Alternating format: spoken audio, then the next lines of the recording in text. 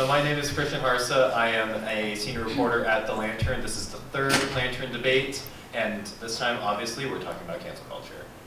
So special thanks to the Center for Ethics and Human Values, especially Pierce Turner in the back there, the Lantern staff and all of our advisors, and especially our participants and our moderators.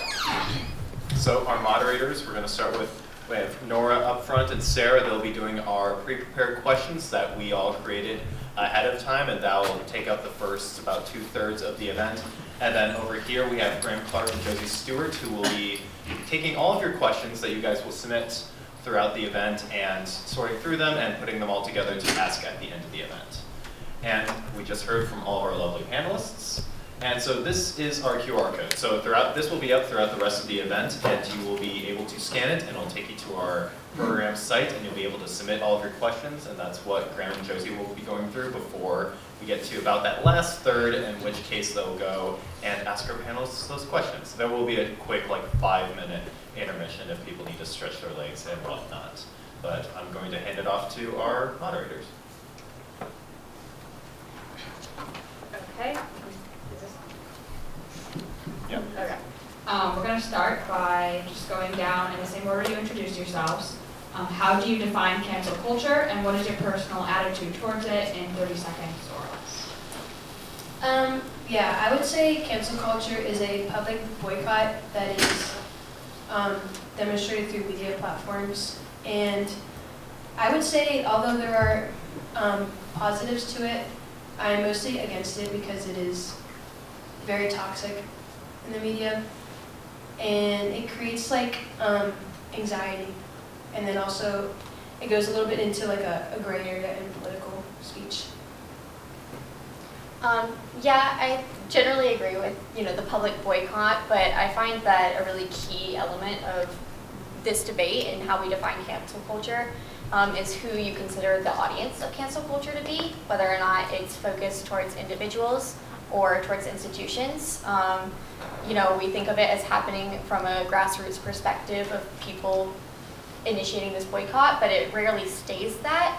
A lot of times it evolves to asking for some kind of institutional intervention, firing somebody, taking down videos or posts, or canceling events where they've been invited to talk. So I think, the conversation of it happening on social media is one thing, but my biggest concern around cancel culture that I would like to kind of raise is building it into structures seems to be the ultimate goal, and structuralizing limitations on free speech is very dangerous. I would kind of say that I think of it as a social media phenomenon that takes on many different forms and variations. For me personally, my attitude towards it has changed as I've seen it on social media and in person, but I will say that for me personally, I am more concerned on the long-term mental effect that it has on the people who are necessarily being approached and targeted, but as well as people who are seeing it. Yeah, I think cancel culture is like a public boycott or like a calling out of an organization, a person, things like that. And my personal opinion, I think I'm kind of not neutral about it, but I definitely have I think there's pros and cons to it. I think it started out as something that might have been helpful, but it turned into something that is harmful to a lot of people. And then just to round things out, I would say that cancel culture, I view it as a form of public accountability, at least in its definition. But I do believe that my main gripe with cancel culture is how fast things happen, how things progress within if someone or an organization gets canceled, and the way that it is used, especially with how fast the internet is nowadays. I think that cancel culture has the potential and has done some good things in the past, but I think right now it can devolve really quickly into sort of a mob mentality type of situation. Thank you guys. So our next question is cancel culture actually an effective way to sway opinion and create societal or political change? Yes or no, and why? Oh yeah, just go down the road. I think it's almost too effective in like messing with like people's lives. Like they're facing too extreme consequences, like losing a job or potentially just not being able to get a job in the future. And yeah, I'll think of another question. Yeah, that's how I would say. Like most of the time when people want someone to get canceled, they are canceled. And we've seen these in cases where like people deserve to be canceled, like through like very hateful speech. And also in cases like people just send out a tweet about that may be like a little bit controversial and they still get canceled or lose their job. I feel like that's where it, becomes a problem. I think, part of this question is it effective on the result on the individual that is being canceled? But also, a huge part of this is like what cancel culture is sociologically. We are at a point of massive change in our culture. We are redefining and selecting what social norms we want to implement actively and consciously. And I think when you remember that culture is something that is designed by the people in it, this is just a manifestation of that, of people actively choosing in their society what their social norms are. And that's always going to be a process of change and therefore a process of alienation for people who are not part of the majority anymore. But I think for redefining what social norms are, it's being massively effective. I do think that it does reach its levels of effectiveness, but I think that does create the question of how do we measure that? Like going back to how, yes, people, end up losing their jobs, their positions, people end up taking down things that they have posted, they have said on social media. I think that still raises our questions, even after those actions have been done, how can we still measure if it was effective or not? Like how can we still measure if the damage that was done, if the solution was good enough? I do think that it is definitely effective in terms of social media and politics, but I do think it lacks in certain areas such as morals and ethics and values.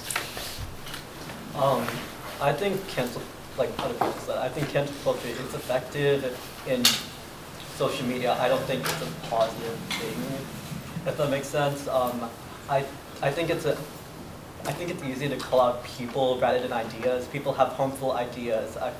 But people can change ideas, or just they stay the same. I feel like people. I don't know what it's called. Yeah, I think it is effective. I don't think it's positive. Yeah, I'd say to answer this question, I'd honestly think about two different camps of people where I think there's cancel culture towards like private individuals, people who aren't celebrities, who are just normal people, and then celebrities. And I think it is incredibly harmful towards private individuals, as people have said, because it is so effective. I mean, there have been cases, while I was doing my research, there was a case where these two girls made fun of an influencer, which is not a good thing. You shouldn't be making fun of people, but they made fun of her at a baseball game, and it resulted in people doxing her, people contacting her work, flooding her work with reviews, saying she should be fired. I mean, I think at one point, two other girls who weren't even involved in this entire situation, solely because they looked like the two girls in the video, got called out and got a bunch of hate comments, and they had to make a video saying we weren't even at that baseball game. So I think that cancel culture towards private individuals can be scarily effective, especially in the case where it doesn't seem like what they're calling out is actually an appropriate response to what's happening. Cancel culture with celebrities, I think, is a little bit different. I think for a celebrity to be canceled, a lot has to go into it. It has to be a lot of accumulation of evidence. There has to be time, money, often public opinion will shift with court cases. But also, I still believe that with celebrities, cancel culture is actually not super effective because there are tons of celebrities who get canceled for a little while, and then all they have to do is put out some good PR, make an apology, and a lot of times they go straight back to doing what they were doing in the first place. So I believe it's this paradox where cancel culture can be too effective towards the individuals who don't deserve to be canceled that harshly versus less effective towards celebrities and people who actually do deserve to be canceled. Thank you, guys. guys. Going off of that comment, for panelists who consider themselves to be against cancel culture, without cancel culture, how would we hold people in positions of power or influence accountable for the things they say? And we can start with anyone who has something to say, and if you have something else to say in response, just go ahead and start speaking. I'm just gonna go again. This might just be something because I'm a civil discourse fellow, but I honestly think civil discourse could be something really helpful here. I think when people or institutions do something wrong, oftentimes cancel culture, we just attack the person or the institution, and obviously we're attacking them for whatever's behind it, if they were racist, sexist, homophobic, or whatever. But a lot of times it kind of transforms more into being focused on that institution or that individual versus what they actually did wrong versus, oh, this person was racist and we as a society should be against racism, or this person was homophobic and we as a society should not be homophobic towards people. So I believe that through more open civil discourse, we could talk more openly about why these organizations and why these like celebrities and all of these institutions feel comfortable doing what they're doing and why it's not okay, which I believe would make more transformative change. Because if I'm to be honest, I don't think change has ever been made in a situation to individuals who feel like they're being attacked or being told that they're wrong and they're awful. I think that through explanation of why something is wrong and why we should do it a different way, I feel that makes much more effective change. Yeah, I'm gonna have to agree with that. Definitely like civil discourse and discussing these topics, because cancel culture does tend to be political in a way. So like especially with new progressive ideas, and or just like implementing programs into schools, or doing what we are right now, like talking about it. I think just talking about it in general is a good way to combat that. And yeah, I was thinking like, I don't know, in high schools, at least in ones that are like underfunded like mine, we don't really have necessary programs to talk about stuff. But if we implement things where kids can learn how to effectively talk about these things or debate with people, then that could help them in the future, especially with the way technology is rapidly growing. I'll pop in and also say that I actually think that, public shaming is, it sucks and it's mean, but it's like how kind of humans have always expressed their frustrations with others, and it's how we as a species have evolved to build communities. So I think for me, the issue is less with this being the method and more with how it's being applied. The cancel culture really rose into society through the Me Too movement. And that was because institutions in place could not step up and enforce existing, like, strong ethical lines. But when cancel culture migrates into spaces of speech, into spaces of opinion, then you start kind of equating violence and physical harm with rhetoric. And while rhetoric is super impactful, I think that it's not fair to either of those camps to equate them. And so I don't think we actually need to hold people accountable for their opinions. I think accountability is the wrong word. I think we can debate them. But accountability is not bad for Harvey Weinstein and people who have done objectively horrible things. But it's not the conversation we need to have with people who we disagree with.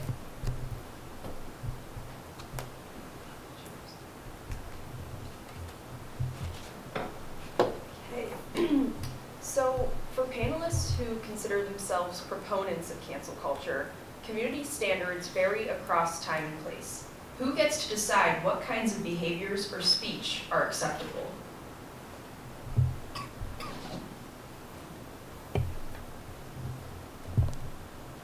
I'm mixed, so if I can do both, I will.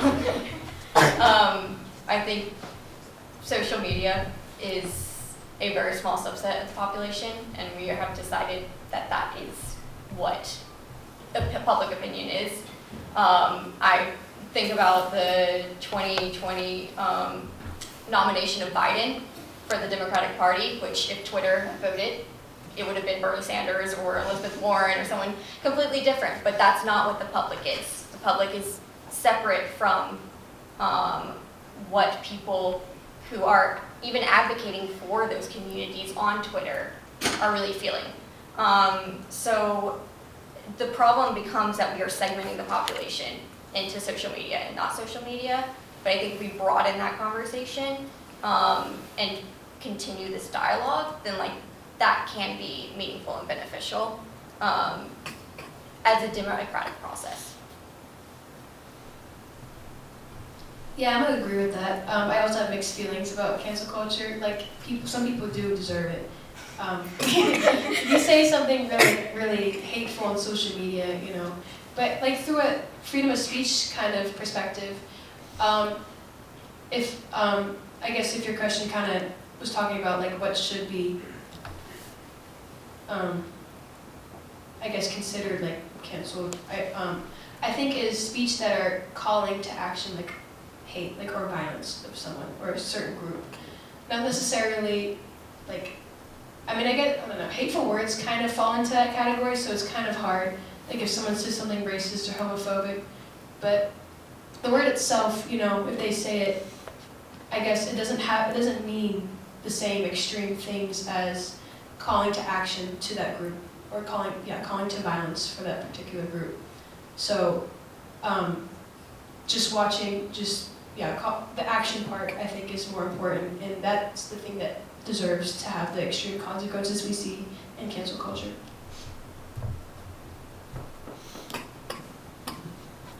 I kind of want to go off of that I think it is something that's kind of hard to debate on what we can say is like right and wrong and action and behavior on social media, especially going back to freedom of speech, but also on these social media platforms on Twitter, Instagram, TikTok. These are different environments. These are different spaces. And they're also like geared towards what people want to see. Like these are also what people kind of bring to themselves as far as things that they like, things that they repost, things that they tweet.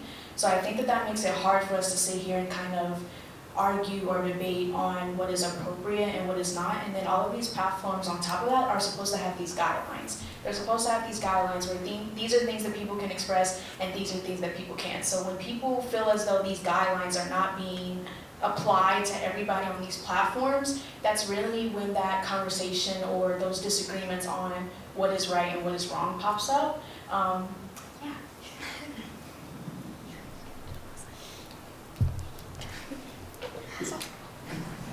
Okay, so going off of the social media conversation, do you think owners of social media platforms have the right or responsibility to moderate the content of their users?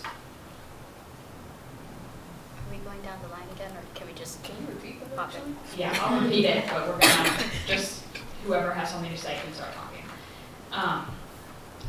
Do you think owners of social media platforms have the right or responsibility to moderate the content of their users? I guess I have something to say about this. And I think content moderation is a sensitive issue. If I'm to be honest, I think content moderation for things that are violent, like definitely should be in place, or at least content warnings. I think if there are things that are graphic, they should at least have like a content warning on it, just so people know what they're getting into, because there are people who have various like triggers where I just think that violence is something that should be monitored. But I think within that, what I would say, I mean, if this was a perfect world and I was like moderating social media, I believe that something I would do is if something is a blatant threat, like if something is a threat against a group of people or is planning to do violence on another group of people, I think obviously that should be moderated and reported. But I think that as long as something is respectful, like within the lens of civil discourse, and obviously there are trolls everywhere, but I think as long as something is a genuine question and things aren't getting out of hand in the comments, like things aren't devolving very quickly into name calling all of the things that I've already mentioned before, I think that having more of these conversations is honestly the way to go. I know that it can be very difficult, especially for groups of people who feel like they have to explain why they deserve basic human rights, explain why they should be able to live their lives the way that they want to. I know that it's very difficult to have those conversations, but I truly believe the only way to change some people's minds is through having those conversations and through having them see your humanity, your arguments, why you're a person just like them. So in that vein, I do believe that anything that's like controversial but isn't violent or name-calling or slurs or anything, I believe that should be left up unless it devolves. I'd actually like to push back on that a little bit. Oh no. I don't think respectfulness should be like a point of consideration. I think it's easy to say things should not be a threat, or like if it's threatening, we take it down. But how many of us have posted something that's like eat the rich, you know? Like the line between joke and actual genuine comment is increasingly difficult to draw. Satire and reality are in, like, you can't differentiate them. And so, you know, I think that we build kind of an easy world where these lines can be drawn, and I don't think they can. And honestly, I think it's really important to have unmoderated spaces. Moderated spaces are great, but any moderation that is used against bigots will be used against minorities. We have seen this happening with trans bodies being more heavily censored and being taken down, like just normal pictures of themselves in order to enforce kind of these guidelines. People doing genuine civil rights like protests getting taken down because their work is too much of a riot, you know? And so I think these spaces, they need to exist for people who are reforming, for people who are radical, for people who are, you know, separate from what is respectable in society, because respectability is not the litmus for rights. And I'll have to go off of that a little bit. I kind of agree with what you were saying. Yeah, respectable is pretty different from person to person. And I think with these large social media platforms, there should be some form of government intervention with the freedom of speech things they have you read, you know, the terms and conditions. So for, like, in the Constitution, freedom of speech that is backed usually is political in some nature, and speech that isn't backed by the Constitution is obscene or like threatening in nature, or isn't scientific, or doesn't have like any value. You know, it's just like a troll, I guess. So I think if the government were to intervene with like large media platforms like Twitter, or it's called X now, Instagram, you know, that would help with these types of things, because we have so many important people on social media now. We have people in Congress, we have presidents on social media, we have all kinds of celebrities. So having like a universal terms and conditions to these things, then that would help with what can be banned or not. Because we saw Elon Musk try this with Twitter whenever he took over, and he tried to have like no rules or moderation at all, and that did not work out. So yeah, I think that was just evidence of this not working out. Like, you need to, there is certain content that you need to ban that is just violent, you know, or calling to action of violence that could be interpreted as obscene. But if it's political in nature, then I think it still should be kept up. I also want to put out there that, like, a reminder that, like, these social media platforms are like in competition with each other.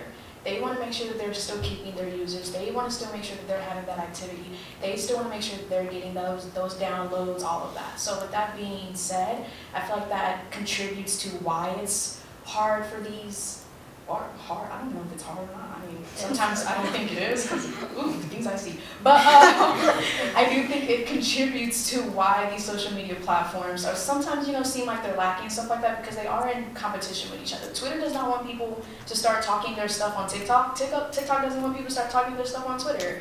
And so with that being said, I feel like we have to kind of keep that in mind, that like a lot of the time their mindset is we operate as a business. And because we're operating as a business, we're low-key going to do what we need to do to keep our business flowing.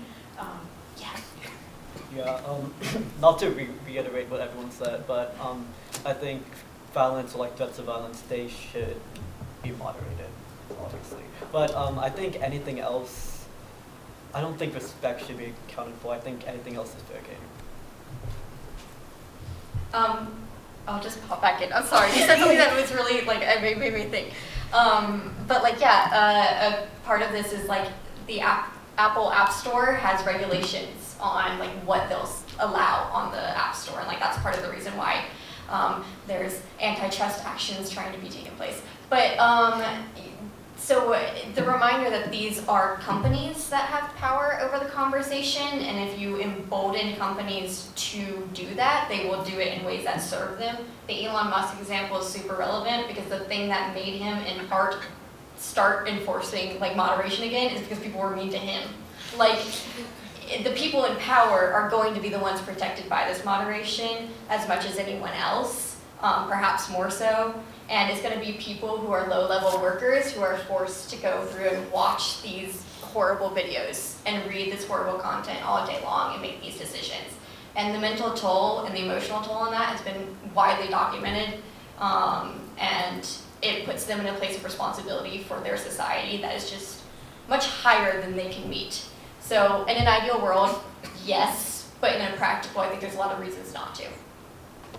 Yeah, going off what everybody said, like some of these media platforms have it in the law that they are like private, and I think that is something that should be looked into because they are public, especially Twitter. When you have like literally everyone in the U.S., I guess, in the government, like on the app, and they have to say a lot of very important political statements. So I think definitely government regulation should be looked into for these things because the government's already looking into like privacy laws. So why not could they look into freedom of speech areas? Great, thank you guys. So does cancel culture play a role in political polarization? Can I take this one? Go ahead. All right, I'm gonna just preemptively apologize. My asthma's flaring up, so I've been coughing a little bit. Sorry about that, everyone. I honestly think that cancel culture kind of has exacerbated political polarization, and my reason for this is I think a lot of people today are moderate. I don't think we're as polarized as we think, but I think we see all of these things on social media. We see all these people saying crazy things and then getting canceled for it, and we think that we're much more far apart than we actually are in theory. And honestly, I have seen it start to affect the way that people talk about politics because a lot of people, even moderate people, are afraid that they'll get canceled. And I know, I myself am not a conservative, but I have friends who are conservative, and OSU, as we all know, is a pretty liberal place. And I know for a fact that there are some of my friends who I'm able to have conversations with them because, they know that I'm open to any conversations. But if they're in a general group setting, or even if they're in a classroom setting, they don't feel comfortable expressing their views or asking questions about things that they don't necessarily think other people will agree with them on because they're afraid of getting canceled. So I think that it's creating this atmosphere where a lot of people are getting scared to ask things, and I think this fear of asking questions, having open discussions without having people think that you're some sort of bigot or there's something wrong with you, I think that is getting in the way of a lot more progress that we could all be making together. And yeah, that's just my thoughts on it. Yeah, I totally agree with that. It seems that what I've seen on Twitter is it's way more left-leaning. And some of the things that happened, it was more radical cancellations on the left. And where that plays, it kind of just doesn't leave a space for people who are conservative to be in the discussion, I guess. And I also have people who I know are conservative and are afraid to post things. We aren't even famous, but you know, people are afraid of being canceled. And you shouldn't be afraid of being canceled for just expressing your opinion, because when you cancel people, you kind of dehumanize them, and that's terrible for like a productive debate. Like, you have to humanize the other person, and that's how you're going to be able to see what they are saying, and like see their viewpoint, I guess. So yeah, it definitely gets in the way of productive debates, and I think it kind of does play a little bit of role polarization, because you see on Twitter, like, you think, oh wait, okay, so everybody must think this certain way because that's what everybody's agreeing with and everybody's boycotting this. But in reality, we don't know how many people actually agree with that. And like, I don't know, I guess in reality, like, you talk to people, and like, people are getting crazy on Twitter because they're canceling everything they see, and it doesn't seem like represents the whole population. Yeah.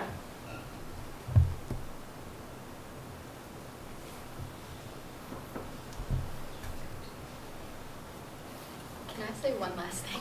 Sorry, I don't know if we have any time. But also, when I was searching up cancel culture, I stumbled across a Pew Research Center article, and one thing that I thought was really interesting was people on different ends of the political spectrum really see cancel culture as a different thing. Like, as like a more liberal person, I suppose, I fell in line with it's like public accountability. It's making sure that we aren't letting harmful norms like arise in society or keep going, versus a lot of conservative people like within this article were like, oh, it's stemming free speech. It's if you don't agree with the majority, you shouldn't express your views, or you can't have certain views, or it's being used as like a weapon to silence people. So I think in that way, cancel culture has really aided political polarization, because if you have it so that like liberals think that it's a really good thing and conservatives really hate it, that's not going to be conductive for if the two of you are trying to interact with each other. Okay, thank you guys. I do want to emphasize the next question, the context will involve the Israel-Hamas war. The question itself is not asking about your opinions on that, it's just a context. So since the start of the Israel-Hamas war in October, Ohio State has seen a number of demonstrations and disagreements among its students. Can cancel culture be used to target and potentially discriminate against certain groups or individuals? I think part of the problem with this like specific scenario is that it's two minorities that have a history of being subjugated by people in power.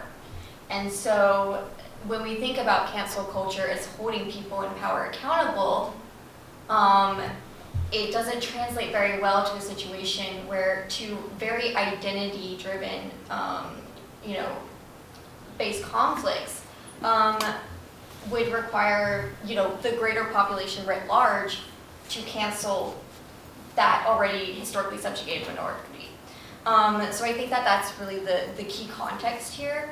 And also the question of power, because student body and the administration and the general public are all going to disagree on this significantly, and all of them are publicly weighing in on it. So I think that, I think we're kind of lucky that not everybody, but a lot of people outside of like the most heated parts of that conversation don't want to implement cancel culture in this space, because it feels like pouring gasoline on a fire.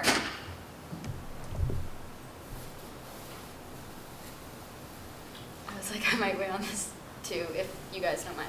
Honestly, I think, sorry, I just feel like I've been talking a lot. But I honestly feel like in this case, cancel culture may have like detracted from the main issue in place, because I feel like a lot of individual people were getting canceled for stuff instead of talking about like what more specifically the issue is, like what are the facts. I know that misinformation was like a huge thing, where there was just so much information, and there was a lot of like issues with validity and, oh, can you prove this or can you prove this, and a lot of follow-up on that. But honestly, I feel like I might have been on a very like intense subsection of social media during this time, but I felt like there were many people who were being pressured, who are just like regular celebrities, not political figures, just like regular influencers on TikTok and Instagram, and they were getting flooded with these comments about, oh, which side are you on? Like, what are you doing with this? And I know there were several people who had to deactivate their accounts, and I think, honestly, that effort could have been put into a more productive forum rather than just canceling these random people who don't have anything to do with the issue. That's super interesting, because I feel like in my corner of the world, the internet, We're just on opposite sides. no, I love this. Yeah. Who asked? Like, so many of these celebrities, it's like, who asked? Love and respect, but you're not any more knowledgeable about this than my next door neighbor, because you're just a person with a job. So, you know, I feel like we're kind of as we become more sympathetic to the complexities of cancel culture, it's kind of on this, like, retroflective, maybe that was not as wonderful as we all thought it was moment. I think that we're kind of moving also into a space where people just want to hear less from their celebrities. Like, it was fun and novel, and now we're like, no, we don't want your imagined video about COVID. Like, we don't want your, you know, opinions about something that you just, it's not relevant to you. But it's fun that, it's interesting that, like, your space of the internet was... I think mine was because they were influencers. I think you're talking about celebrities. I feel like people really wanted their favorite influencers to weigh in on this topic. So are they like, what kind of influencers? Like, are these like beauty influencers that are like completely unrelated, or are they like? I might get her name wrong, but I think it was Elise Myers who like actually like deactivated her account and like took a little break from things because people were blowing up her section. And she doesn't do political content. Okay. She just talks about her kids, I think. Yeah, I've seen like people want influencers and celebrities to speak on the war, but also they don't want, they're like, oh, well, you don't have a place to speak. So it's like, I don't know, it's like contradictory sometimes, I guess. It's a little off topic, but. I just want to chime in and say, I think that pertaining to this specific situation, I think it's also kind of sidetracking people to the fact that, like, not everyone knows the exact same information. Not everyone knows the exact same amount of information pertaining to the situation, and I feel like people can't handle that. I feel like that's part of what's contributing to this, is that there are a lot of people who want to have discussions and want to put forth action to this, but when they see people who are not putting in that exact same amount of energy, they get upset over it. But it's like, you have to understand that, like, there are people out there who genuinely don't know as much, and because they don't know as much, they don't feel comfortable talking in these spaces or sharing their opinion. And I think that a lot of people are upset that people, because of how big and like how massive the situation is, I think that people are just becoming so sensitive in a sense, because they're upset that not everyone has an opinion. Not everyone can spread light on it, but it's like, it's taken away the reality that not everybody is in tune with the exact same things that are going on. And that's due to a lot of reasons. One, because some people don't want to get involved because they don't have that connection. Like, they don't have certain ties to it, and because of that, they feel it's not their place. And I think that's something that we have to respect. And a lot of times, people don't want to respect that. People don't want to respect that people have their reasons for why they don't want to dive deeper. People don't respect that people have their reasons for why they didn't do their research and things of that nature. And I just kind of want to put that out there, that I think that's something that we can kind of see, that there are people who have their reasons for why they're not speaking. There are people who are not respecting that. Yeah, definitely. Like, it always seems like people with the most extreme opinions are, talking about that. So it's just one side versus this side. Whereas people who have seen information on both sides and they don't know what to do, like, they don't say anything, but their opinion is also valued, I feel like. So, and it's okay to, know about each side and know the pros and cons and be a moderate. So, yeah, I feel like social media just does that. Okay, great, thank you guys. We had a question here about celebrities, but you all just talked about it, so that was actually perfect.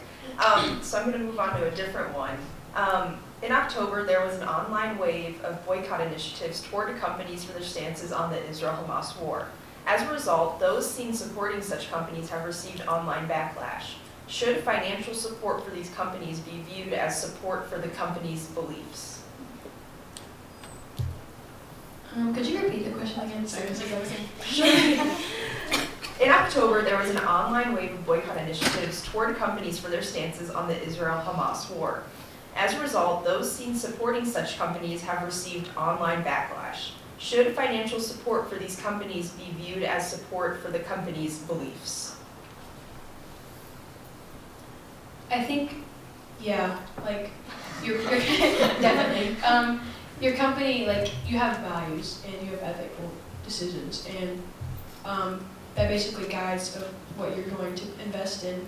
And I think, you know, for like Starbucks, for example, like giving millions of dollars to Israel, that definitely shows, like, they are supporting that side. But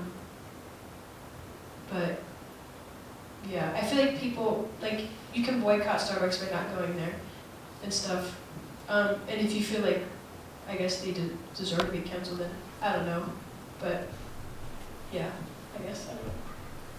I do want to agree that, like, yeah, it does definitely show where these companies, where their morals and their values and their ethics lie.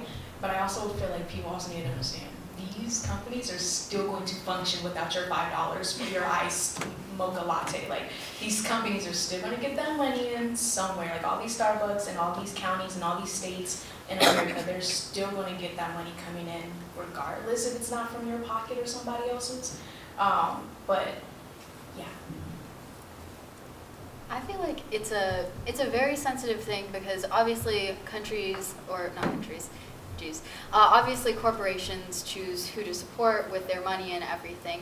But I think it's difficult on the individual level because something that I saw a lot when there was a lot of controversy and honestly canceling around musical artists where people were saying, well, can you support this person? Can you listen to their songs and separate the art from the artist? And I think we're seeing now an issue of, can you separate a product from its producer? If they're going to get money from you supporting them, does that mean you're supporting their values? And I think it's a very difficult issue where a lot of people, you know, are on social media, so we are aware of, oh, we've seen that this kind of company, people want to boycott because they're supporting this or that. But I think something to consider is there's also a lot of people who are just completely unaware of that.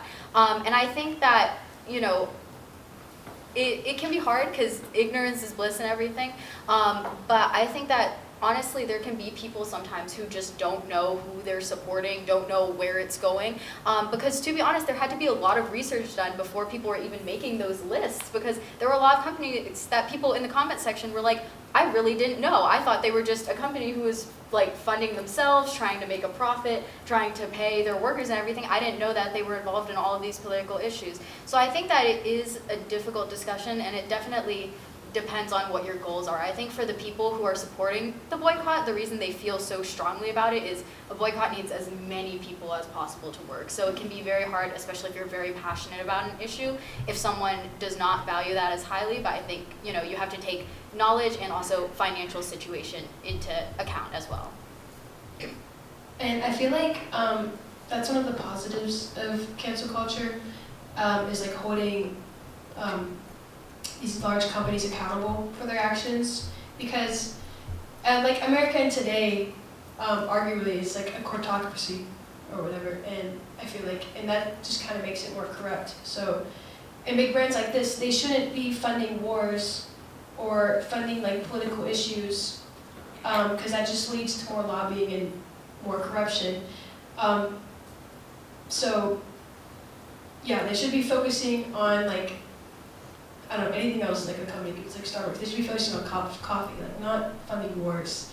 And that definitely does say a lot about their values. And I feel like we shouldn't attack the employees who work there because, you know, they are just baristas, they're just working their job. And I feel like companies doing that, they kind of bring employees with them in that where they are also kind of seen as agreeing with that, even though they aren't. And it's hard for them to find like a new job, I guess. I don't know if that makes sense. It's a lot of words.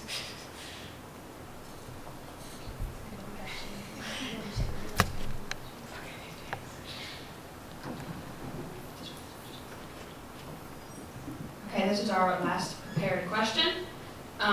People are often canceled for things that they said or did several years in the past. Should there be a statute of limitations on who or what can be canceled and why? Yes. I was about to say, does anyone else want to go first? So you can. That's my answer. Yes. I feel like it's difficult. I feel like if someone has changed and they show accountability, I believe that, yes, we should allow people to change. I feel like nowadays we're stuck in a culture where one of the reasons why people are so afraid to say things is because if you say something, it often feels like you're given very little leeway, even when you become better informed, even when you learn to take that back and say, I'm changed, I don't believe in that anymore, I believe in this new thing. But honestly, I feel like celebrities get off a little too easy sometimes. I feel like we've all seen those YouTubers who have that like really dramatic title, and it's like, hey, all lowercase, like one period after, and it's like 30 minutes and they're kind of dancing around the issue and they say sorry like once or twice, and then they like take a break, they come back a year later, they haven't really done anything to show that they've changed, there's no longevity there, but they're automatically forgiven. So I feel like we should really look at if people are actually changing, if they stick to it. I think that if someone does something that's horrible and they get canceled, and then, you know, they go a period of time without doing anything bad, but then they do that same thing again, I think that, you know, why should you only be canceled once for doing something that's terrible and deserves to be punished, or not even punished, but just like shown as not acceptable just because it's like your second time doing it and it's like 2 years in the future. Something that a researcher I heard speak about this, who was studying specifically this subsect of the YouTube population that makes videos about other YouTuber scandals. She's very interesting. But something she brought up that was really interesting is that like anybody who's public facing, you're interacting with a persona, and this is like, you know, a pretty commonly understood thing. You're interacting with a character or a version of them. So it's impossible to determine what a true sorry looks like. It's impossible to determine what true accountability and true change is because you're not seeing a person. You're seeing a persona that's being put forth. So I think it's like wonderful to have people feel like they have to make an apology video because apologies like are an important part of the process. But I also think that we're never going to be able to judge whether or not somebody has changed. That's just not a function of like public engagement, unless, you know, they're a politician who has changed their views and is voting on something about that. It's all posturing. Everything we see is posturing.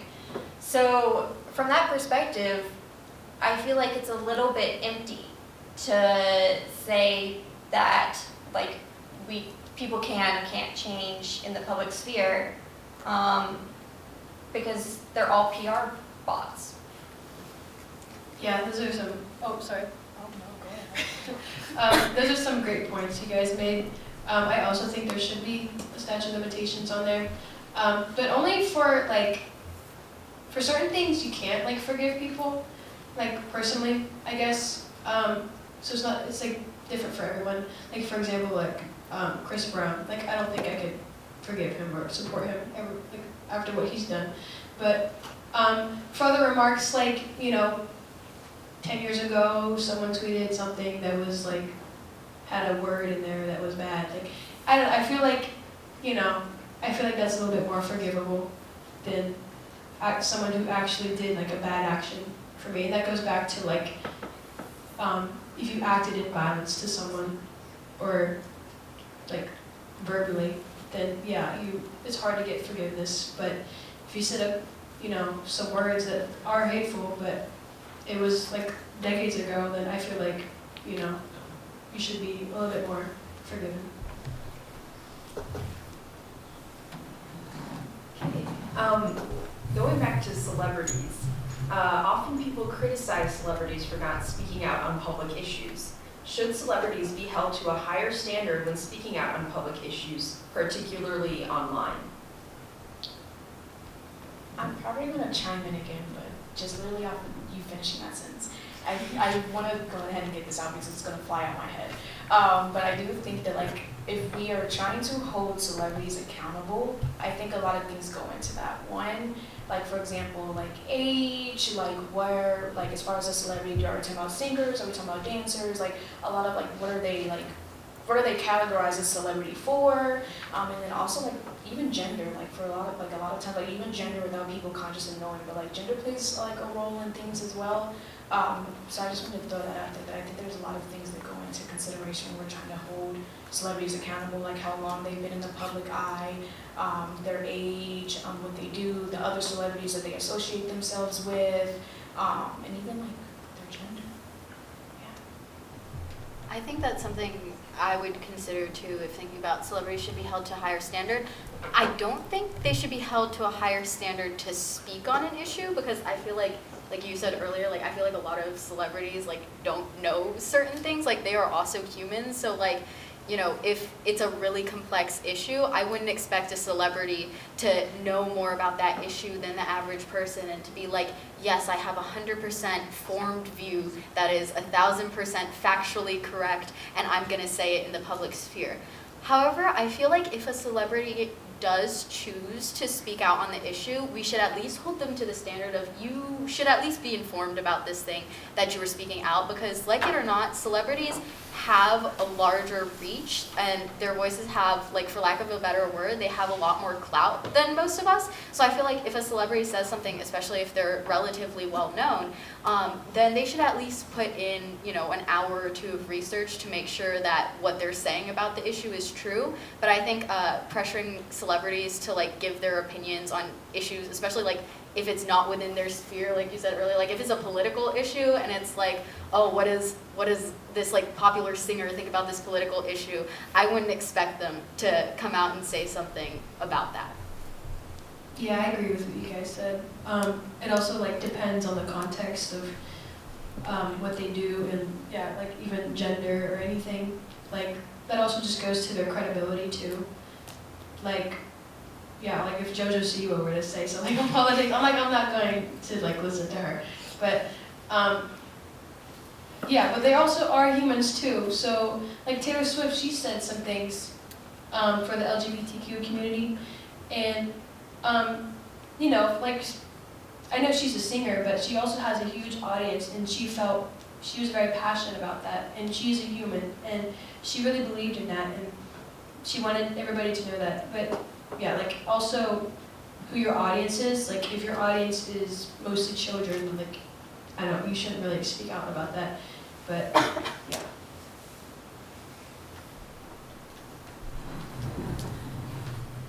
Okay, so it seems that we like the topic of social media, so. In an age of prevalent online misinformation, sometimes people get canceled for things that people later discover they didn't actually do. How do we verify that the claims behind canceling are true, and should we verify them before we act on them? Yeah, I think it's pretty hard to know, but like what we've seen in cancel culture, or what I've seen, is that you're guilty until proven innocent, which is not the best way to go through things. Like in our court system, we have the innocent until proven guilty. So, especially when people are going on trial, you're still going to like think differently of them if you hear rumors about them, but I feel like you shouldn't go out and boycott them until you know like the actual truth. So I was listening to a talk on journalism hosted by the Center of Ethics and Human Values, who support us, so check them out.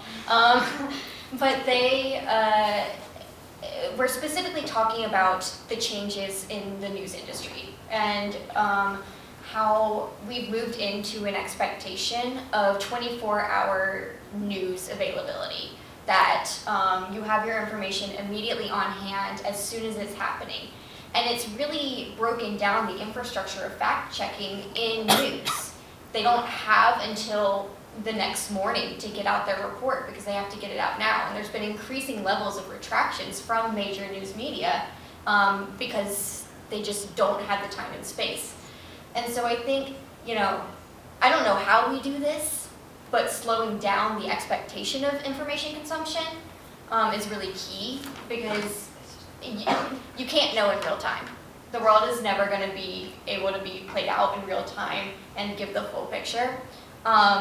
So, I think kind of moving out of the internet space or moving out of the expectation of immediacy is really key here. And I think especially too, the expectation that just because you saw something, for some reason, I believe there's been a rise, not just in the older generation, because I feel like we categorize this and we're like, oh, these boomers don't know how to use their phone. They think what they see on Facebook is true. But like, I've noticed along a lot of my friends, they'll see something on Instagram where I'm like, there is no way that is realistically true. And they're like, no, but like, see, I'm like, that, you can't just trust Instagram and be like, no, because it's on a social media page, it's true. And I think that's the issue with cancel culture, like within social media, is I think someone says something and then we all collectively go, oh my gosh, that's horrible. We don't even go like, wait, what was like the background? Did something happen before that? Especially with videos, like, was a video cut? Was important context cut? Was something spliced together in a weird way? And especially now, I know that like deepfakes are kind of cringy to talk about, but especially like with deepfakes, I wouldn't think it was impossible in the next like 10, 15 years to see a bunch of like videos being simulated of things that, people could be canceled for, or like celebrities could be canceled for, that just aren't real in their entirety. So I think that that's an issue with us immediately having that immediate gratification and being like, oh, because I see it, it's true, I don't need to check it.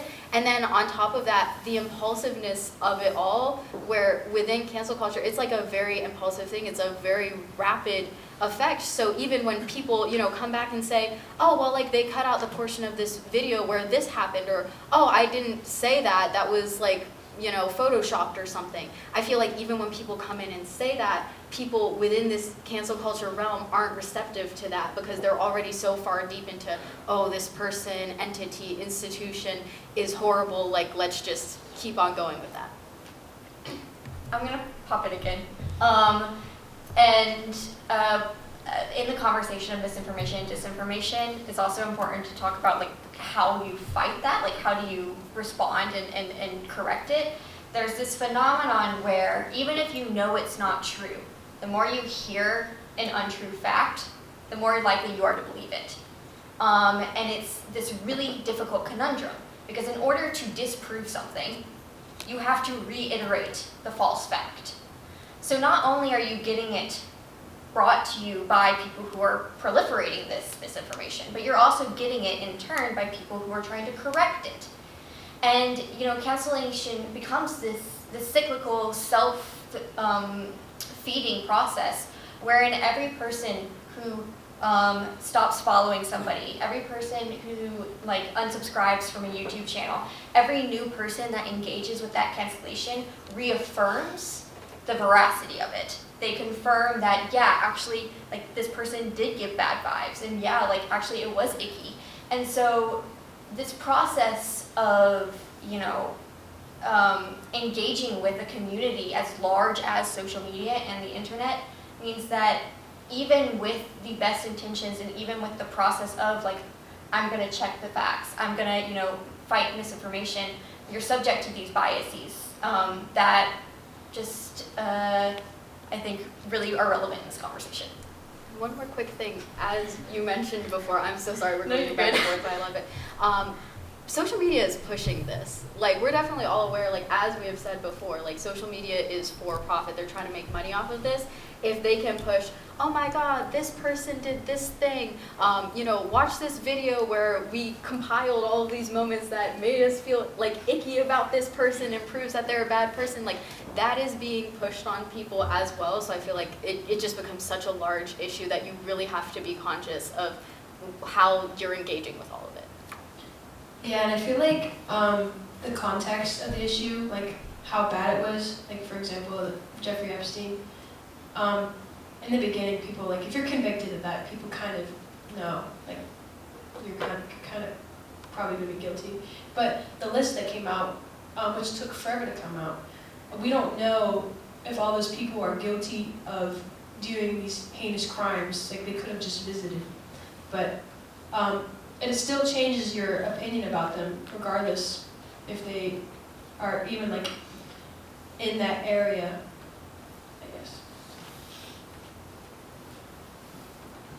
Yeah, we have a follow-up for you guys on that question. In the case of a false accusation, how should society rectify that mistake? Does anyone else want to go first? Go for it, girl. Okay, honestly, I feel like that's one of my main gripes with cancel culture. In some of these cases, like, you can't rectify that. Like, in the case I mentioned earlier with the two girls, like, their address is on the internet. Like, their work did get contacted, and like, it's not like you can kind of reverse that. It's not like you can call it their work, like, let's say what happened was false. I don't think anything was like proven about it being false, but let's say we were all like, oh, the video was like, something happened and it wasn't what we thought it was. You can't go back and like, after calling her work and being like, you should fire this person, you can't go like, oh, like, actually I was wrong, this person's a great person, don't fire them, like, you know, because in some cases the damage is already done, like someone's information has already been compromised. In some cases they've already been fired. So I feel like that's why I'm so cautious about cancel culture, because I'm like, if it can move that fast and have the repercussions be that bad, in some cases I don't think you can feasibly fix that. I think some of, like, the effects are permanent, really. Yeah, I totally agree. Like, you can't really rectify the damages that have happened to you, or in general, like, public opinion. And that's why I think cancel culture is just so toxic, especially if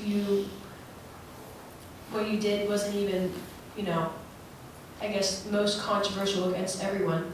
You still are facing really harsh repercussions that are very hard to bounce back from. And I think it just also goes back to the reminder that, like, things on social media can be retraced, things on social media can be screenshotted, things on social media can be freaking emailed. And so with that being said, like, it's easier to sit here on social media, especially because of the lack of, like, interpersonal, like, encounters. It's a lot easier for people to sit here and place blame and to use things and run with it.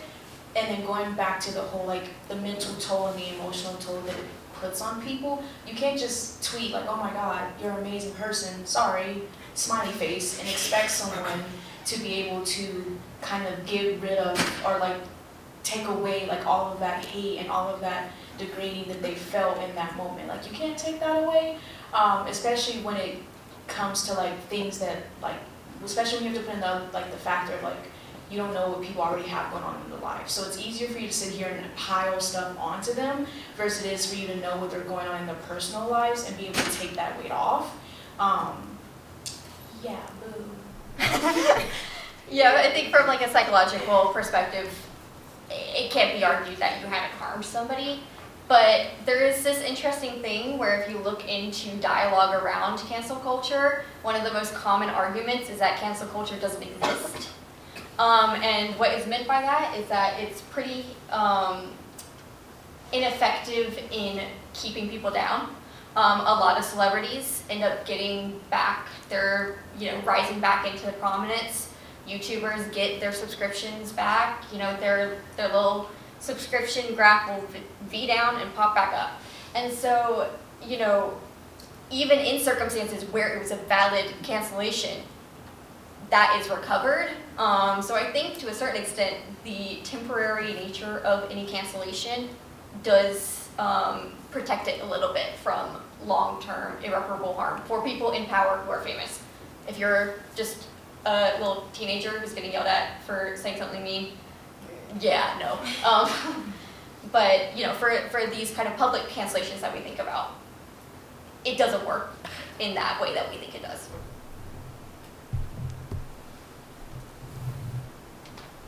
All right, and so that's the end of our pre-prepared questions, and we're going to switch moderators and to get into our audience questions. Hold tight. Audience questions. Can we clap for our lovely moderators?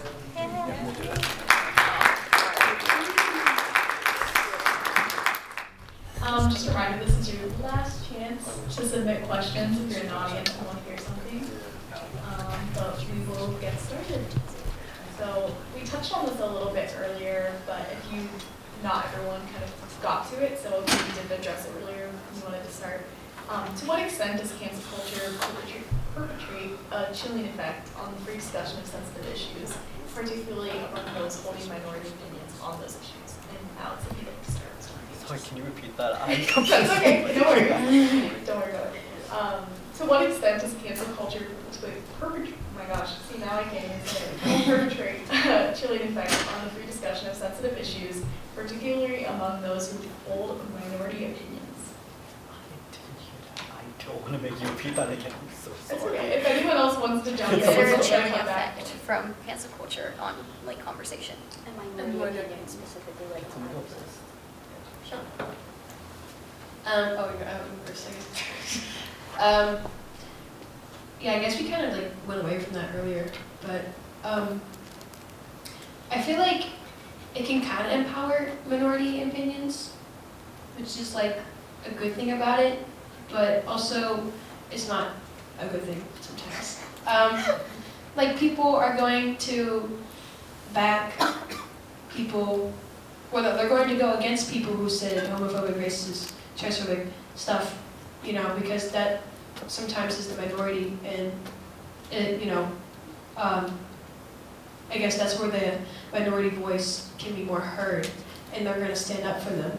But also, I feel like there is a minority opinion on people who are canceling these people, and again, social media is like the best example, especially on Twitter, because that's where a lot of this happens.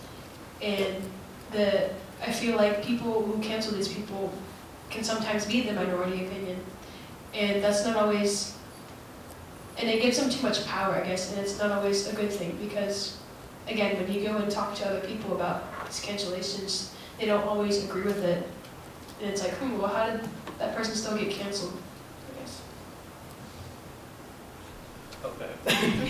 Yeah, yeah, I'm so sorry. Okay, if no one else has anything to jump in, because I know we were on it a little bit earlier, we can go to the next one. You can go ahead.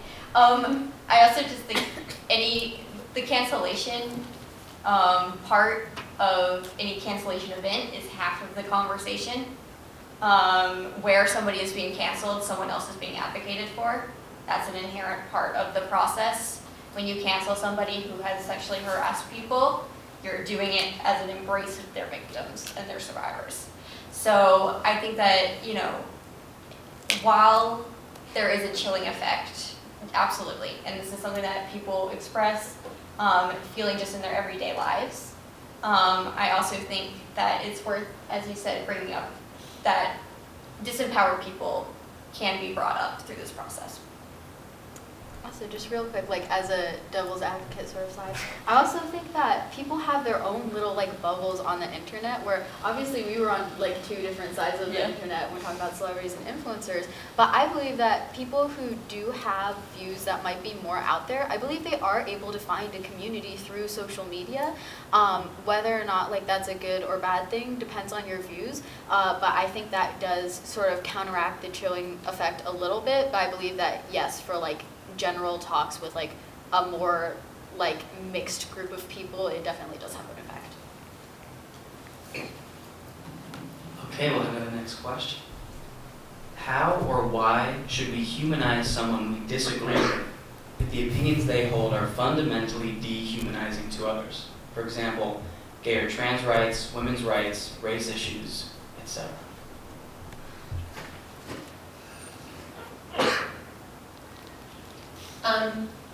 Okay, I'll go take that because I kind of did say that word. So, and it is controversial, but not all these rights are something that everybody agrees with, and like including trans rights, that is something that is newer, per se, that has popped up in the media, and not everyone agrees with the legislation behind it, or like testosterone for children, I guess, for example. So, yeah, I feel like having, I guess, it's kind of hard to put it. Sometimes not everything for your opinion is like, I don't know, I'm checking my words. Your opinion isn't always right.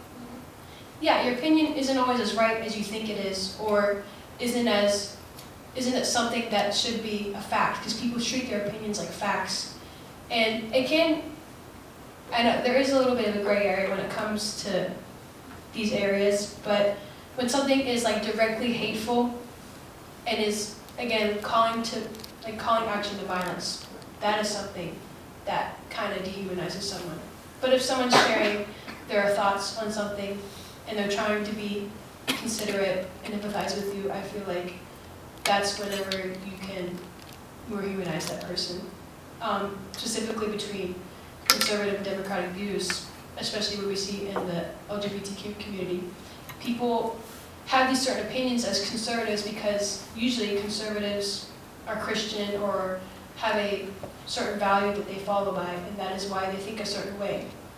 And it's not, sometimes it can be hateful, like saying certain words, but also sometimes they're just sharing their opinion, and that's how they view their life.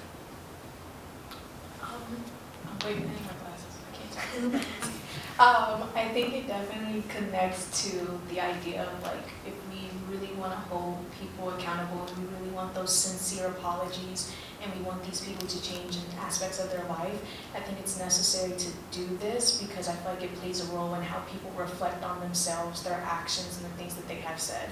If they're constantly feeling as though they are being dehumanized, I feel like it definitely blocks them from kind of understanding that more, I can't really think the word for it, but I feel like it blocks them from making that honest inner connection with themselves and being the change that people want them to be, but also like being sincere in the way that they transform themselves. I'm personally a very big advocate in humanizing for your own sake. I think that we underestimate how much polarization and these kind of very aggressive opinions of people in like our communities affects our mental health.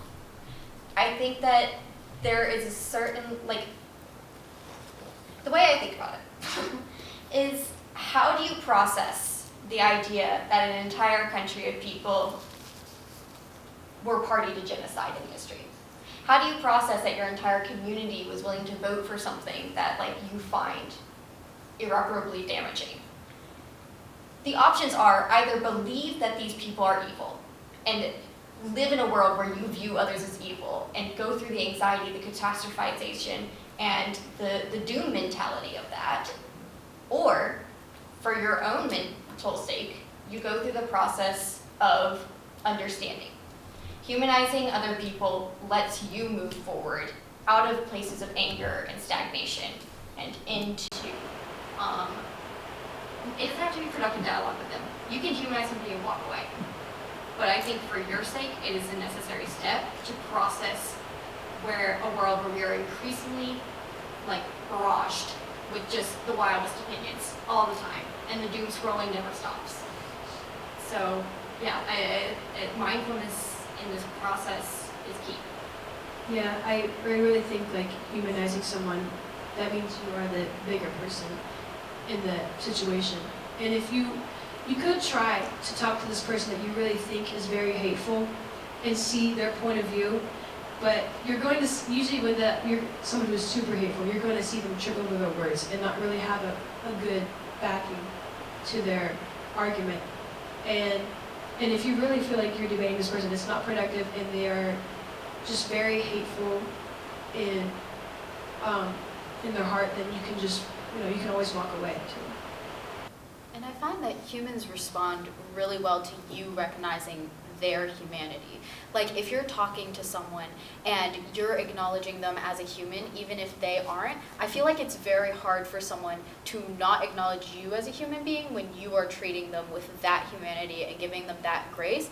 I feel like a lot of these conversations, they're emotional feel, they're hard. Honestly, a lot of times it feels like you shouldn't have to, tell someone that you deserve to be seen as human and not as lesser than or not as not human at all. But within recognizing that humanity in others, it kind of forces them to acknowledge that through recognizing their humanity, you have your own humanity. And even within that as well, I believe that just as other people have said, if someone's completely disrespecting you, one tenet of like civil discourse is like you can be civil, but if someone is refusing to be civil at all, if they're trolling, if they're refusing to have a discourse, you don't have to continue that. So if someone's continuously disrespecting your humanity in a way that makes it apparent they're not interested in having a discourse with you, you don't have to stay within that. But a lot of times just acknowledging their humanity will help you to break through and have that discourse. And I think that's honestly the most important discourse to have, is with people who have views that are so intense like that. I feel like that's where you can make the most change. Alex, would you like to comment? Yeah, so basically, just what I was going to say, people have to realize that other people grow up in like different environments. They are surrounded, like, it depends on the person. Someone might grow up in like a more liberal environment, someone might grow up in a more conservative environment. And those values are pushed onto them since they were a kid. They grow up there, and then they grow up there. Then usually they'll express those values, and maybe they won't know that it's so dehumanizing. They'll think that those values are correct. Well, I can't really say if they're correct or not, but they'll say that they are correct. They'll think that they are correct, and those values can be humanizing to another person. But then they should people should realize that it just could be like a productive environment. It's not something. It's not like people are intentionally wishing harm onto another person. People aren't saying that, people aren't just like choosing by themselves that this is, I don't know, that to dehumanize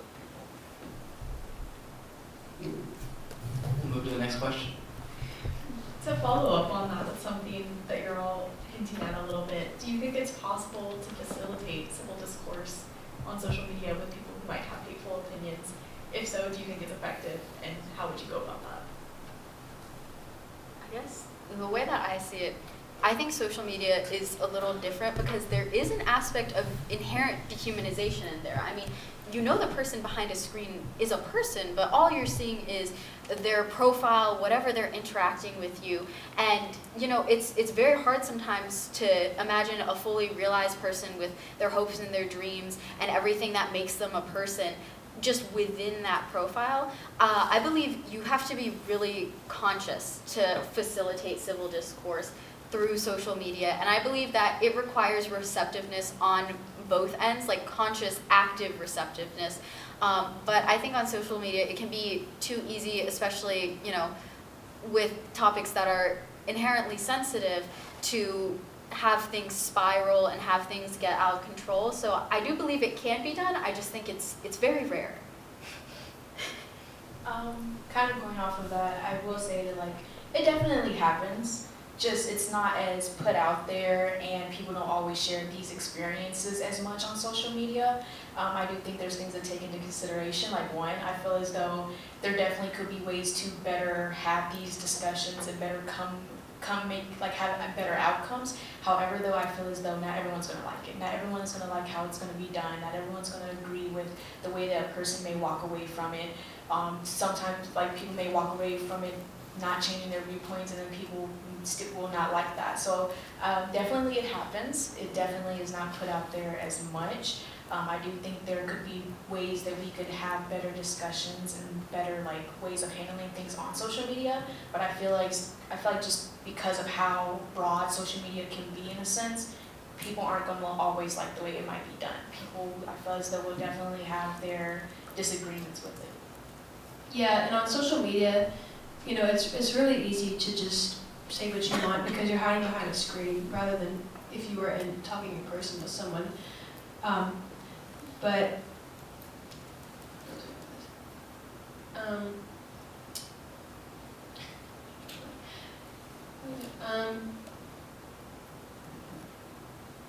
come back to that. Let me think. I'm so super hard, sorry guys. Where was I going? I think just going into that, like if you really feel like it, trying to have a discourse with that person, have an open mind. I know it's hard, and you really think, I don't know, you really think you can't, you don't have any valid arguments, but maybe there is something in there that's like, I didn't think about that, you know? Because the term hateful, that is something that is kind of subjective sometimes to people. Because like what's hateful to me is not what's hateful to another person.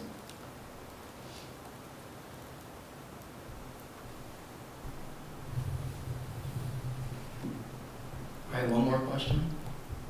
I think we're cute. Few more questions.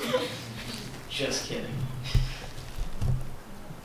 To what extent is cancel culture different when the discussion is focused on elected officials rather than the general populace, influencers, or corporations? Run that back one more time. Yeah. To what extent is cancel culture different when the discussion is focused on elected officials rather than the general populace, influencers, or corporations? If I'm gonna be honest, I think there's a lot more like transparency within that process. I feel like whenever an elected official gets backlash or they might be canceled, I feel like it's because of something that they said on the campaign trail, something that they like voted for in a bill. So I feel like in that aspect, it can kind of be easier because, you know, there can still be false accusations made, there can still be misinformation, people not getting the facts right, overstating what actually happened. But I feel like a lot of times when it comes to an elected official, there's actually more of a conversation because I feel like within this two-party system that we have, there are going to be like political issues where both people see both sides of the issue. So I feel like it's done a little differently, dare I say. I feel like it might be a little more tastefully done / more effective because, you know, in a lot of cases, there is like an actual conversation to be had. People are bringing up like actual statistics, actual facts, like citing things. This might just be what I've seen. It might be like terribly different from what y'all have seen. But I feel like in that aspect, it's a little more like concrete. Yeah, I think these things are treated with the presumed respectability that celebrity scandals aren't. There is a feeling that, you know, there is a higher level of due diligence when you're reporting on political officials rather than celebrities and their scandals. And I don't think that's wrong. But I also think a key part of this is that a lot of times these are institutionalized processes. Almost all elected bodies and legislatures have some sort of like standard clause where it's not like they have to follow the law. It's just like if the body agrees that they are not meeting the standards of that position, they can be pushed out. And so having that structure in place moves it out of the social media and into a highly structured system, which allows for that transparency to come through. I think they're like definitely like weighing heavy on the whole.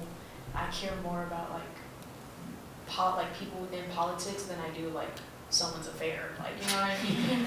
Like your affair is not going to affect like my future. And it's not really just about politics though. So I definitely think that weighing back on the whole, like there is more emphasis on it because these are people who literally like have the power to make decisions that affect the body versus other people like in celebrities like who just blatantly don't. So, Yeah, I feel like elected officials have like a higher responsibility with what they say on social media. What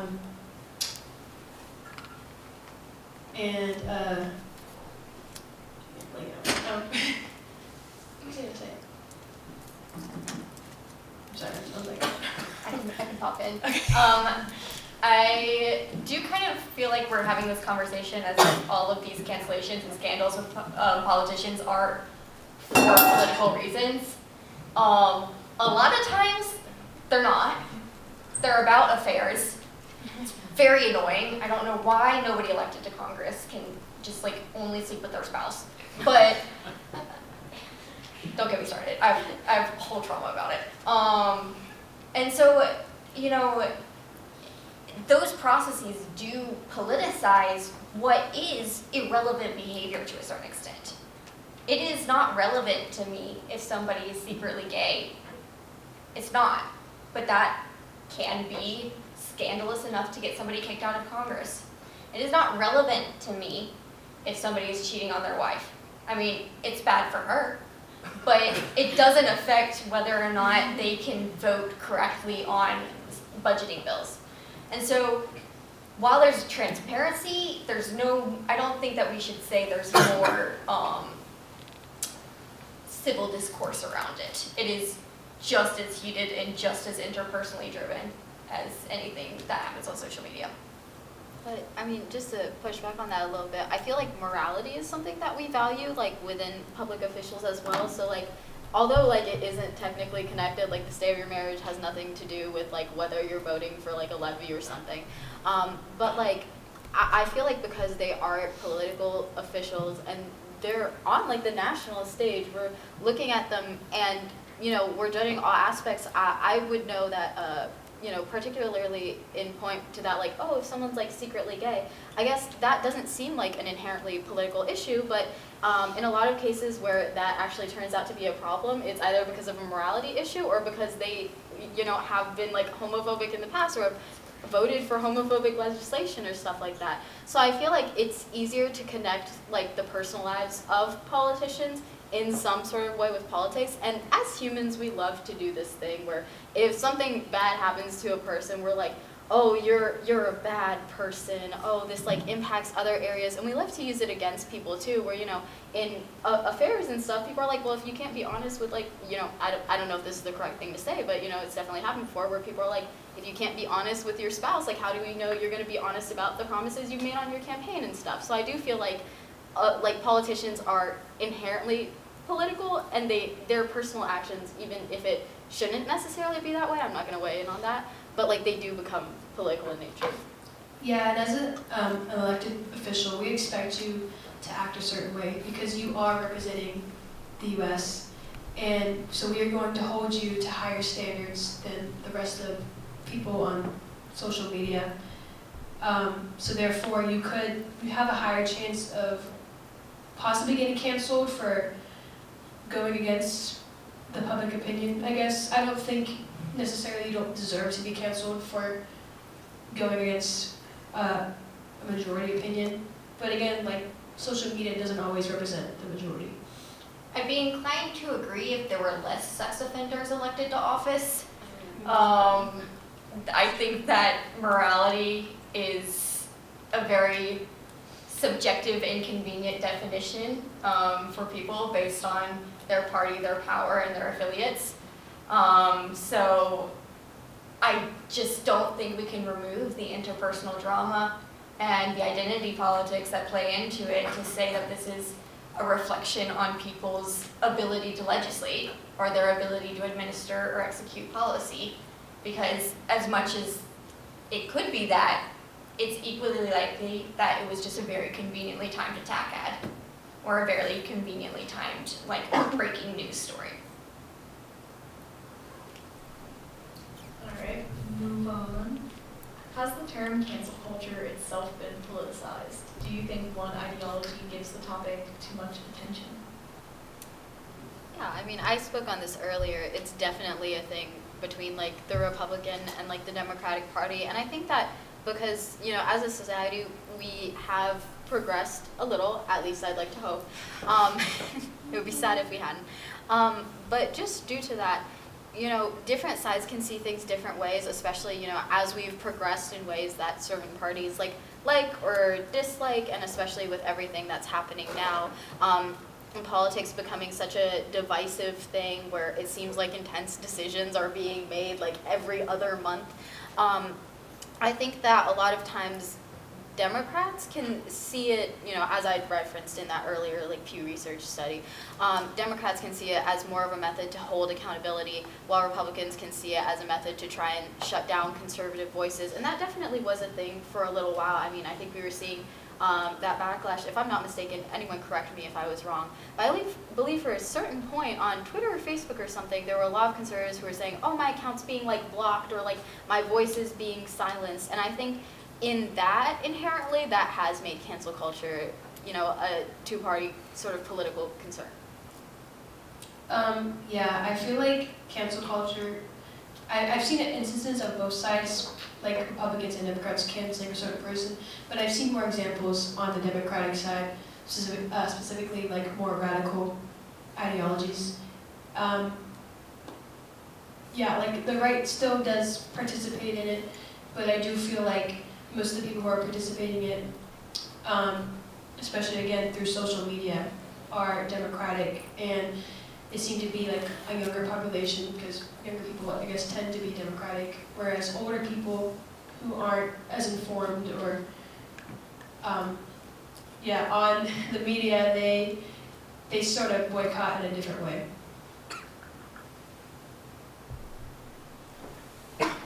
Sorry. I'm receiving word this is the last one. What effect does news media play in cancel culture? Does it highlight or minimize it? I feel like now more than ever, it kind of highlights it a little bit. I think for a while there, I was definitely seeing articles about, oh, cancel culture, what is it, this new phenomenon? I don't think it's all that new. I think we've always had methods of like social accountability, and this was just a new, more online form of it, so people were a little bit surprised. But I do definitely think that the news media sometimes does play into it. I mean, we've mentioned before, like, people are trying to get a profit out of things. People are trying to report as fast as possible. And I feel like I've seen the rise of, this might not be traditional news media, but, as more and more people get their news off of all these social media sites, I feel like we've all seen the rise of content that is solely about scandals and gossips. I mean, there have always been that in magazines. But I feel like cancel culture has been, become more of a wide issue that the news media is definitely involved with in some way. Yeah, I feel like the news media definitely highlights it. I feel like it's what's kind of like an easy story for them to write, so they'll just write it and talk about it. But they never really use the term cancel. They'll just say this person's facing backlash in the media. And sometimes they kind of say, I don't know, sometimes when they talk about it, they don't take it as serious sometimes, I feel like. I don't know, because it tends to be younger people doing it, so like, oh, the young people are doing all this, canceling this person. Yeah. So. But the Lantern is a lovely news media source, and we love you all very much. Thank you for having us. If no one else has anything else on that, we'll give you, if anyone wants it, 30 seconds to say any final thoughts. And that'll be it. Do we just go down the line again then? Okay. I'll try to say whatever I can think, but I can't think. Overall, cancel culture is something that we should take more consideration in, especially since we are the younger generation and we are going to be we are on social media a lot. We need to be careful with what we consider as hate speech and stuff that should be facing extreme consequences like we see in the media. And we need to humanize people when we have discourse with them, because the way the country's going, we are being more polarized. And that also is just a news thing that happens to be doing, because the news also tends to polarize people. So yeah, when you are talking to someone, try to humanize them, especially if it's on social media and you hear all these rumors about them. Just, try to have empathy. I'll say I think it's difficult to moralize what is an inherently human activity. We have been doing this for as long as we've been around. Before Twitter, it was Team Z. And before that, it was Dr. Phil. We have always had methods of selecting the people outside of our social norms and highlighting their ostracization. And so, we can sit here and say cancel culture is bad, cancel culture is good, but it is kind of an inevitable part of our lives. And I think now the question is, how do we structure and educate people to use it in the most ethical and meaningful way? I think my final words are cancel culture is complex. It is still transitioning. It is still transforming. People are still taking it in. People still have their ways of believing if it's like actually effective or not. And I still feel like it's like, because it's still transforming, it's hard to measure in certain aspects. It definitely deserves its props for things that have been brought to light, but it also still deserves its criticism. And I think that, especially because of how much social media is going to continue to change, it's going to still be a while before we can take culture cancel, like, wait, that's backwards. What is it? Cancel culture. This is the end of the brain cells. Oh, it's gone. It's going to take us a while before we can really modify it and maybe make it in a way that it definitely more good comes out or things of that nature. Maybe we can start by changing the name a little bit. But it deserves its props, but it still deserves its criticism. Yeah, cancel culture is definitely complex. I think we should focus on more open discussions between individuals, realizing when you're canceling someone, where your intentions are coming from, if you're actually like attacking them, if you're like actually trying to inform them where your intentions are coming from, and also realizing where someone else is coming from when they say something wrong. Yeah, I think my final thoughts on this entire thing is we've definitely learned a lot. I know I've learned a lot from the rest of the panelists. What I would take away is something a little more individual. I would say that we as people should definitely be more careful and more conscientious with our actions online. We should, as people have already said, try to humanize others, but I think we also need to be on the lookout to make sure that we're getting our information from the right sources, we're analyzing our own reactions and why we care so much about certain things, and we're being careful with our words and making sure that we're having more open discussions in order to actually change society instead of to just cancel one individual or maybe a couple and inevitably do nothing with that. All right, thank you. We're going to pass it back to Christian, but before, if the audience is mind giving our panelists a round of applause.